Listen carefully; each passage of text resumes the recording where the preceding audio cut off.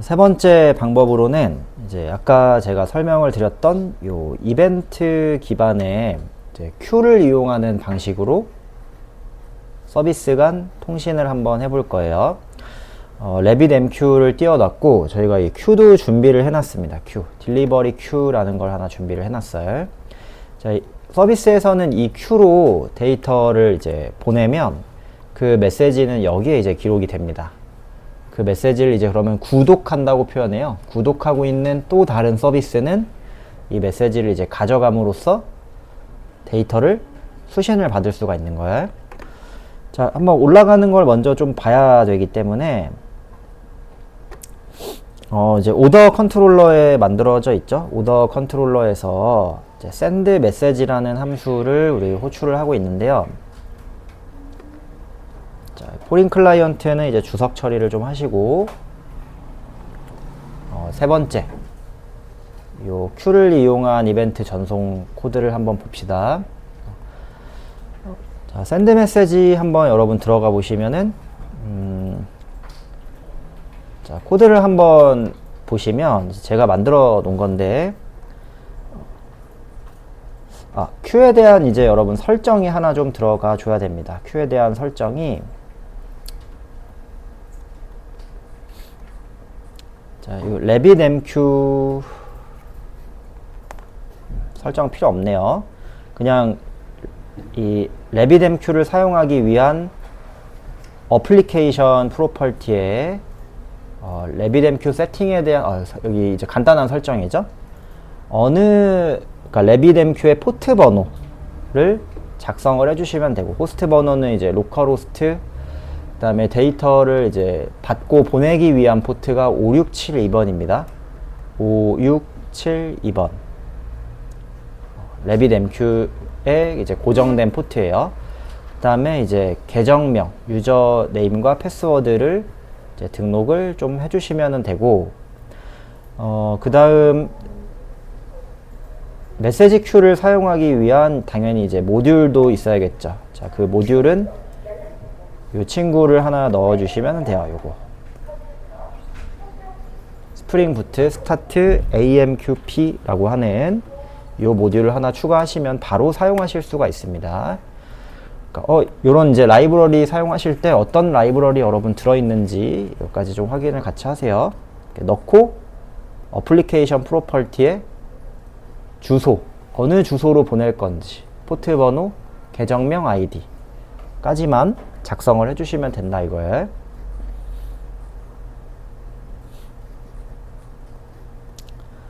자, 그리고 여기서 이제 큐 이름을 하나 전달을 받습니다. 사용할 큐 이름은 여기다 이제 지정을 해놨는데 딜리버리 큐라고 해가지고 이름을 하나 이제 작성을 해놨죠. 자, 이 딜리버리 큐는 지금 value라는 어노테이션으로 참고를 받아가지고 사용을 지금 할 수 있는 상태예요. 자, 밑에 보면은 요 이제 rabbit template.send message라는 자, 요게 이제 큐로 데이터를 보내는 함수입니다. 앞에다가는 이제 큐 이름을 넣어주고 두 번째에다가는 이제 맵 타입으로 내가 필요한 데이터를 올려줄 수가 있어요. 자, 이 코드는 왜 이렇게 만들었냐면은 혹시 큐에다가 데이터를 보내는데 실패할 수도 있죠. 실패하면은 while문이 다시 돌아가지고 5초 후에 다시 재실행할 수 있게 해주는 이제 fallback 코드입니다. fallback 코드. 이게 만약에 실패했다 그러면 그러니까 에러가 터지겠죠. 에러가 터지면 이제 캐치 문장으로 넘어가고 다시 while문으로 들어와서 보내게 되는 거야. 만약에 정상적으로 메시지 send를 보냈으면은 자, 이 값을 false로 바꿔가지고 자연스럽게 이제 탈출되는 코드입니다. 그러니까 혹시 메시지 송신에 문제가 생기면 걱정할 필요 없다 이거야. 다시 5초 뒤에 재실행을 하게 됩니다. 이렇게 fallback 코드를 하나 짜놨고요.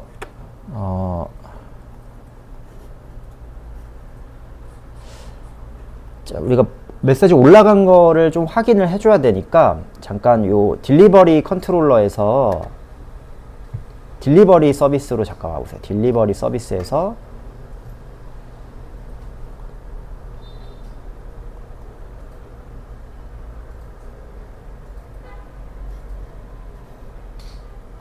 딜리버리 트래커라는 애가 하나 있죠. 딜리버리 트래커.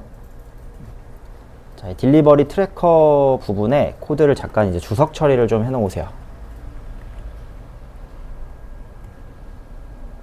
딜리버리 트래커 주석.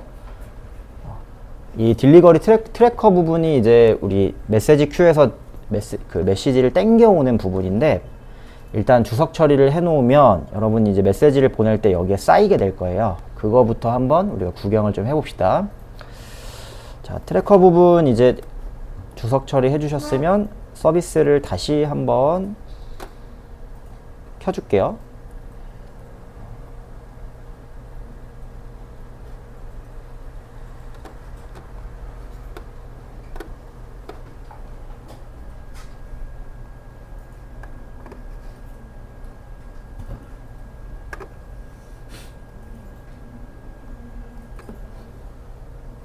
자, 아까랑 마찬가지로 이제 클라이언트에서 우리가 샌드를 한번 해보겠습니다. API 오더로 이제 주문 요청을 갖다가 집어 넣는다. 샌드를 했어요. 자, 샌드를 하면 석세스가 나왔고요.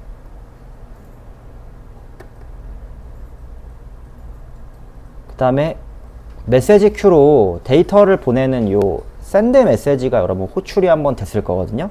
그러면 RabbitMQ에 가서 얘를 한번 우리가 이제 구경을 해봅시다. 뭔가 바뀐 게 하나 있네.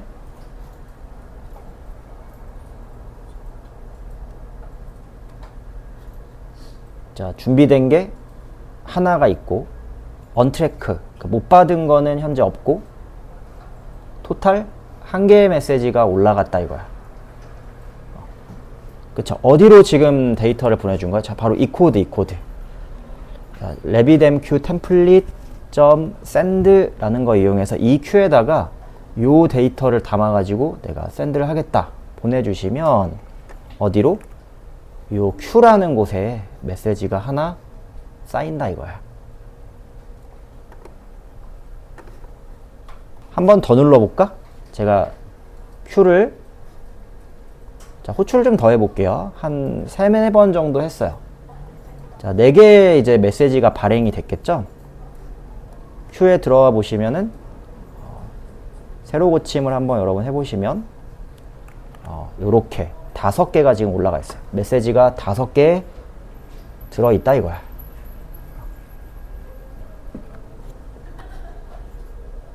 자, 요 메시지는 아까도 제가 이제 말했듯이 서비스가 여러분 이제 죽어서, 장애가 생겨, 뭐 다운됐어. 그러더라도 여기에 저장돼 있으니까 언제든지 다시 살아나면은 이 메시지를 이제 가져가기만 하면 되는 거거든요. 자, 그러면 이제 가져가 보는 바로 이 코드를 열어봅시다. 이게 구독한다고 표현을 해요. 여기는 이제 딜리버리 트래커라는 곳입니다. 자, RabbitMQ에서는 요 트래킹 할 수 있게 데이터를 트래킹해서 당긴다고 표현을 해요. 당긴다. 그러니까 구독한다. 구독할 수 있게 이 리스너라는 함수를 하나 제공을 해주고, 리스너 간단한 설정 하나 필요합니다. 네. 자, 간단한 설정은 뭐 이 정도, 메시지를 이제 객체 유형으로 컨버팅 해주는 설정 필요하고, 다음 어플리케이션 시작 지점에 필요 없네요. 네. 요 정도 설정만 있으면 돼요. 네, 요 정도 설정. 자, 이 리스너는 어떤 역할을 하냐면은 RabbitMQ 큐에 메시지가 올라왔다. 그러면 이 구독하고 있는 큐에 메시지가 올라오면 자동으로 그 메시지를 풀 해가지고 받아가는 역할이에요. 올라가는 즉시. 자, 우리가 이걸 열어주고 그러면 한번 재실행을 좀 해볼 거예요. 순식간에 5개의 메시지가 당겨질 겁니다. 자, 재실행을 한번 하시면, 자동 로딩 되신 분은 당겨진 메시지 바로 보시면 돼요.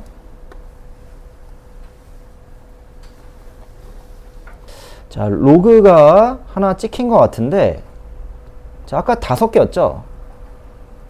5개의 메시지가 당겨졌어요. 그쵸? 자, 그리고 큐는 어떻게 됐어요? 비워졌어요.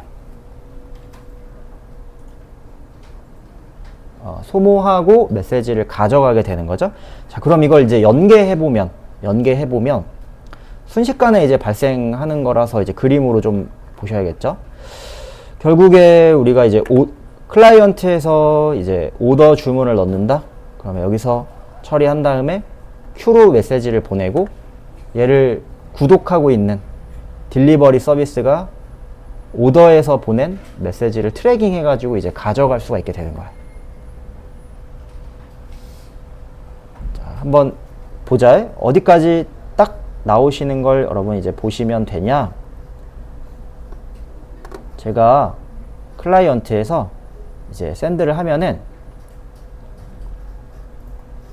여기를 거쳐서 자, 순식간에 일어났을 거예요. 레디스에 저장된 인증 정보 떴다. 그러면 얘는 이제 Q로 메시지를 샌딩 하겠죠? Q 샌드 석세스 했어요. 그리고 오더에서는 이제 어떻게 받았어? 바로 이렇게 받을 수가 있는 거죠.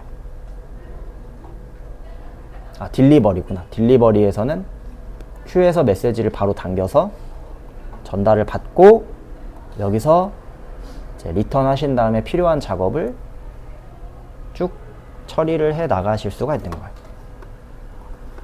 자, 3번 이제 어센티케이션 페일 나왔네요. 또 이 만료가 됐네. 네, 만료가 됐네요. 그렇죠?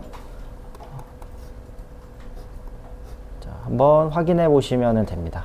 자, 요런 느낌이에요.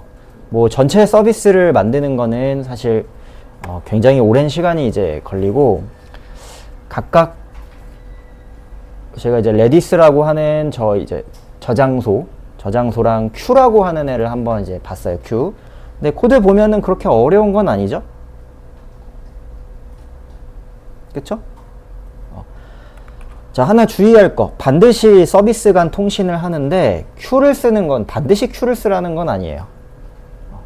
절대 소실되면 안 되는 그런 메시지, 그런 것들에 여러분이 이제 큐를 사용해 가지고 처리를 해주면 되는 거고, 아까 설명했던 것처럼 페인 클라이언트나 HTTP 클라이언트 이용해 가지고 그냥 다이렉트로 전달을 할 수도 있습니다. 다이렉트로. 무조건 큐를 써야 된다 이건 아니야. 서비스 간 통신에서 바로 HTTP 클라이언트 같은 걸로 바로 찔러줄 수 있는 거잖아요.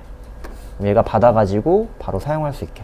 그러니까 적재적소에 이 큐를 적용해가지고 사용을 하고, 각각의 서비스 간 이제 어떻게 다양하게 이제 인터페이스로 연계가 되는 그런 유형을 한번 우리가 이제 구경을 해봤어요.